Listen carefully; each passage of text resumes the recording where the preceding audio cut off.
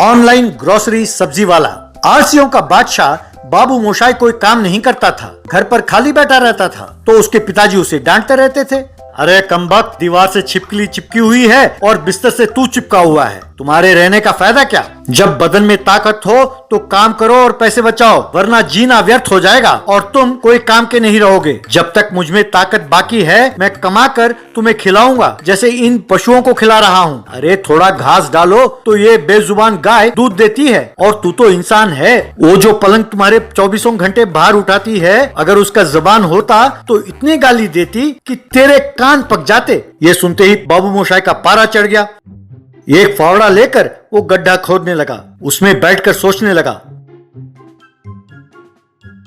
तब उसके पिताजी, अरे ये क्या, घर में गड्ढा खोद दिया? तुझे डांटा तो मुझे मारकर यही मुझे गाड़ दोगे क्या? पिताजी, ये क्या बकवास कर रहे हैं आप? आपने इससे पहले मुझे क्या कहा था? कोई भी काम करने से पहले अच्छी तरह गहरी सोच होनी चाहिए, ऐसा कहा था ना? इसीलिए इतनी गहराई में मैं बैठकर सोच रहा हूँ। ये गहरा ना हो तो और खोदूं, कहकर और फावड़ा लेकर खोदने लगा। तभी टंग करके आवाज आई।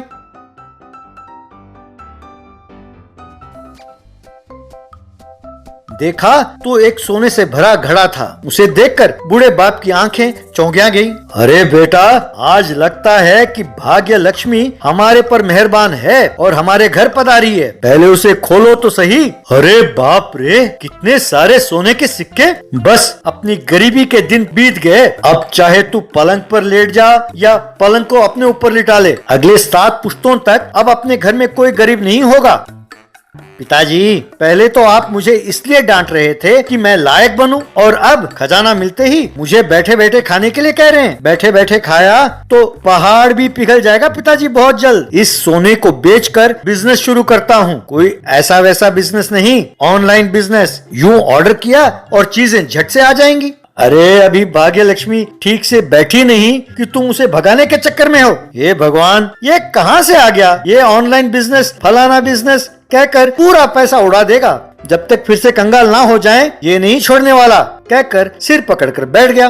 बाबू मोशाई उस घड़े को लेकर उसे बेचने शहर जा रहा था, तो मुन्ना नाम का एक चोर उसके सिर पर जोर से मारकर वो सारा सामान चुरा कर ले गया। तब वो सिर पकड़कर फूट फूट कर रोने लगा और रोते हुए, हाय रे, काश मैं पिताजी की बात मान लेता। अब अगर कहूंगा कि सोने की चोरी हो गई तो वो मुझे कुत्ते की तरह मारेंगे। वो तो मुझे मार ही डालेंगे, मुझे नहीं छोड़ेंगे। पर उन्हें मैं क्यों मौका दूं? मैं खुद ही अपनी जान ले लेता हूँ। तभी पास वाले पेड़ से एक भूत उतर कर आया। तुम्हारी क्या समस्या है? बाबू मोशाई ने जो हुआ सब बताया। उस भूत ने एक जादुई लैपटॉप को प्रकट किया। ये लो, ये जादुई लैपटॉप है। ऑनलाइन बिजनेस में आज ऑर्डर किया तो हफ्ते, 10 दिन या 1 महीने बाद ऑर्डर डिलीवर होता है। पर इस जादुई लैपटॉप में जो भी ऑर्डर करोगे तुरंत प्रकट हो जाएगा, कहकर उसे दिया। बाबू वो लैपटॉप लेकर घर लौटा। उसे देखकर बूढ़ा बाप, अरे कमबख्त, घड़ा भरकर सोना ले गया और बदले में एक प्लास्टिक डिब्बा उठा लाया। ये तो ऐसा है जैसे 100 ग्राम के बोतल में 1.5 लीटर तेल भरना। पिताजी, आप कुछ भी नहीं जानते, आप चुप रहिए। मैं एक ऑनलाइन मार्केट खोल रहा हूँ, कहकर अपने गाँव में घर के बाहर ही ऑनलाइन मार्केट खोला। गांव वालों से बाबू मोशाई, आओ भाई आओ, कल से आपको जो भी सामान चाहिए होगा सब यहाँ मिल जाएगा। आपके ऑर्डर करते ही चुटकी में आपका सामान डिलीवर हो जाएगा। आओ भाई आओ, कोई भी सामान अब शहर से मंगवाने की जरूरत नहीं पड़ेगी। कम ऑन कहकर बुलाया। गांव वालों को ये नया लगा तो वो देखने चले आए। मुझे 1 किलो टमाटर देना। तब बाबू मोशाई ने लैपटॉप पर टमाटर टाइप किया, बस तुरंत लैपटॉप से टमाटर प्रकट हो गए। उसने उस व्यक्ति को दिया। ये देखकर लोग हैरान हो गए। दूसरे व्यक्ति ने आकर आलू मांगा। फिर बाबू मोशाई ने आलू टाइप किया तो आलू प्रकट हो गए। इस तरह उसका सब्जी का व्यापार खूब चलने लगा। ये देखकर बूढ़ा बाप फिर सर पीटते हुए धत घड़ा भर सोना ले गया और अब सब्जी बेच रहा है कमबख्त, ये मुझे चैन से जीने नहीं देगा। कहकर गाली दे रहे बाप से पिताजी जरा यहाँ आना कहकर घर के अंदर ले जाकर लैपटॉप में सोना ऑर्डर किया। बस मैजिक लैपटॉप से सीधा उनके हाथ में सोना आया। ये देखकर बूढ़ा बाप दंग रह गया। अरे ये क्या अजूबा है, कमबख्त करो और ऑर्डर करो, अपना घर को सोने से भर दो। ये सुनकर बाबू मोशाई ने वैसा ही किया और अपने पुराने घर को महल में बदल दिया। सब्जी बेचकर करोड़पति बने बाबू मोशाई के बारे में लोग बातें करने लगे। अरे किस्मत हो तो ऐसी, देखो वो सब्जी का बिजनेस करता है, क्या बिक्री है, लोग उसके घर के आगे लाइन लगा रहे हैं। यहाँ किलो में नहीं ट्रक भर भर के माल जा रहा है। ऐसा रहा तो एक क्या 10 हवेली बना सकता है वो। यूं बात कर रहे थे कि वहाँ सोना का चोर मुन्ना कार में पहुंचा। वो कार से उतरकर, क्यों भाई, कहते हैं कि तुम्हारे लैपटॉप में यूं सब्जी ऑर्डर करो तो चुटकी में डिलीवरी हो जाती है, जरा मुझे 10 टन प्याज ऑर्डर देना। उसे देखते ही बाबू मोशाई ने उसे पहचान लिया। फिर उससे, आइए साहब आइए, इतने बड़े बड़े ऑर्डर हम नहीं देते, आपके हाथों से ही दीजिए, आइए आइए आप ही ऑर्डर दीजिए कहकर उसे बुलाया। तब मुन्ना मैजिक लैपटॉप के सामने बैठा और टाइप किया। बस उस लैपटॉप ने प्याज देने के बजाय उसे ही अंदर खींच लिया। हाय रे, अरे मुझे बचाओ, अरे मुझे बाहर निकालो भाई, प्लीज प्लीज मुझे बाहर निकालो कहने लगा। क्यों रे चोर बदमाश, मेरा सोना चुराता है? तुमने सोचा कि मैं तुम्हें पहचानूंगा नहीं? मैंने तुम्हें पहचान लिया। वहीं अंदर बंद रहो और वहीं मरो कमीने। अरे भाई मुझे माफ कर दो, गलती हो गई, तुम्हारा सोना मैं तुम्हें लौटा दूंगा, मैं यहाँ नहीं रह सकता, प्लीज छोड़ दो प्लीज कहकर चिल्लाने लगा। तब बाबू मोशाई ने उसे छुड़ाया। वो सोना लेकर इसे वापस किया। फिर बाबू मोशाई ने उस सोने से गांव के लिए स्कूल, अस्पताल वगैरह बनवाया। लोग उसका अभिनंदन करने लगे और उसके बाप से तुम्हारा बेटा तो बड़ा होनहार निकला कहकर उसकी प्रशंसा करने लगे। Gent car toy road cleaning. Kismatpura नाम के गांव में एक म्युनिसिपैलिटी का दफ्तर था। वहाँ पशुपति नाम का एक व्यक्ति रोड क्लीनिंग ट्रक के ड्राइवर का काम करता था, पर वो नौकरी ठीक से नहीं करता था और जब देखो शराब पीता रहता, ताश खेलता रहता और गप्पे लगाता रहता था। जब तब आकर वो सड़क साफ करने का काम करता था।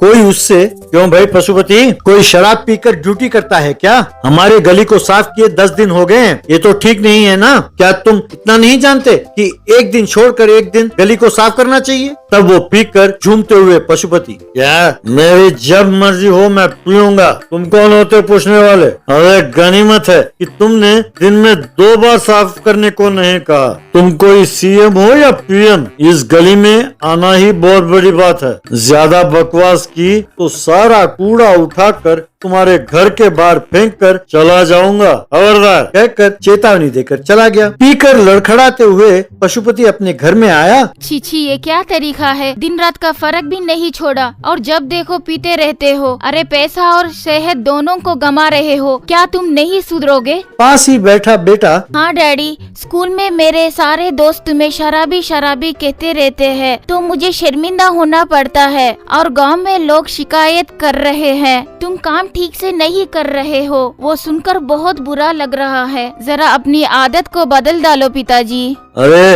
ये तुम दोनों ये क्या लेकर बैठ गए? अपनी माँ के साथ साथ तुमने भी शुरू कर दिया। अब बेकार के लोगों की बातों पर ध्यान ना दो। तुम्हारे लिए मैं एक खिलौना लेकर आया था और तुमने तो मेरा सारा मूड ही खराब कर दिया कहकर उस खिलौने वाले कार को जमीन पर पटक कर चला गया। यूं वो कार का खिलौना टूट गया। अगले दिन स्कूल जा रहे चिंकू को म्युनिसिपल ऑफिसर एक कर्मचारी से बात करते हुए दिखाई दिया। आप लोगों को बहुत ध्यान से रहना होगा, परसों कलेक्टर और मिनिस्टर गांव में निरीक्षण के लिए आ रहे हैं। सड़कें साफ होनी चाहिए। जिस कर्मचारी का इलाका साफ नहीं होगा उसकी नौकरी जाती रहेगी। ध्यान से काम करो। इसका मतलब शराबी पशुपति का नौकरी का जाना पक्का है कहकर सब करके हंसने लगे। ये देखकर चिंकू बहुत दुखी हुआ। बाद में वो उदास होकर जंगल के रास्ते से जा रहा था तो एक स्वामी जी प्रकट हुए।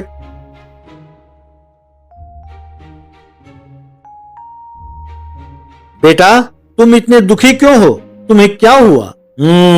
मैं तुम्हारी चिंता का कारण समझ गया हूँ। मैं अपनी मन की आंखों से तुम्हारी समस्याएं जान गया हूँ। तुम चिंता ना करो, मैं तुम्हारे खिलौने वाले कार को जायंट रोड क्लीनिंग मशीन में बदल देता हूँ। उससे तुम सड़क साफ करके अपने पिताजी की नौकरी को बचा लो। तब चिंकू ने अपने कार को जमीन पर रख स्वामी जी के हाथ हिलाते ही वो जायंट रोड क्लीनिंग कार में बदल गई। उसे लेकर वो गांव में प्रवेश हुआ तो लोग हैरान होकर देखने लगे। उसके बगल में बस और कार बहुत छोटे दिख रहे थे। वो रेलवे पटरी को पार कर रही थी तो रेल भी छोटी नजर आने लगी। यूं वो गांव को साफ करने लगा। उसके गली में प्रवेश होते ही कूड़ा साफ होने लगा। एक दिन में सारा गांव साफ हो गया। बाद में कलेक्टर और मिनिस्टर कार में गांव पहुंचे।